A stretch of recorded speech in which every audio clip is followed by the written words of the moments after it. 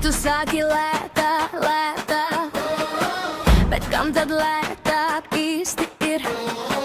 Tu griez to skaitītāju zemāk, un vadītājam zūd viss miers. Navigācija ved caur pagalmiem, gar bērnu laukumiem pa dubļiem.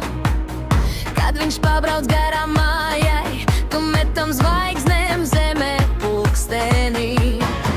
Viņš nav tavs kalps, nav tava rotaļlieta, ne jau lietot, ne pasaka, ko cilvēks vērts. Tu spied to pogu, kas viņu soda par tavu kļūdu, par tavu slinkumu vien.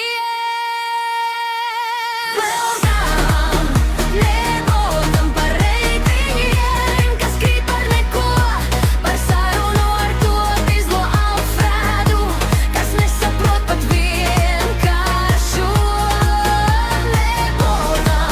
Nebūtam par cenu skrūvēšanu uz leju, tu lauz muguru tiem, kas brauc, bet bez viņiem tu nekur netiecējos.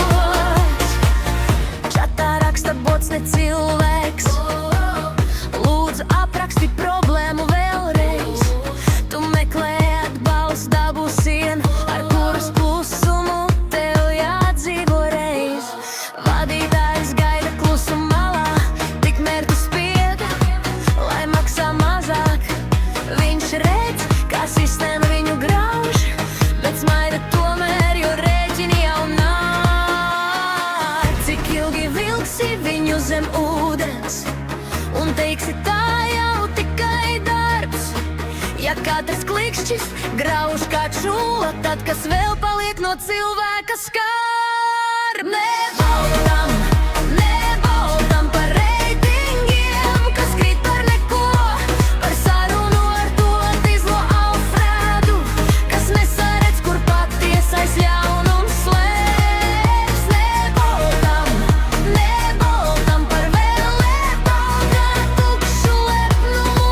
Tu dzen tos riteņus līdz asarām, lai nopelnītu savu centu. Kur paliek cieņa pie stūres? Kur paliek paldies, ka atbrauci klāt? Ne aplikācija mani ved mājās, cilvēks mani ved līdz durvīm klāt.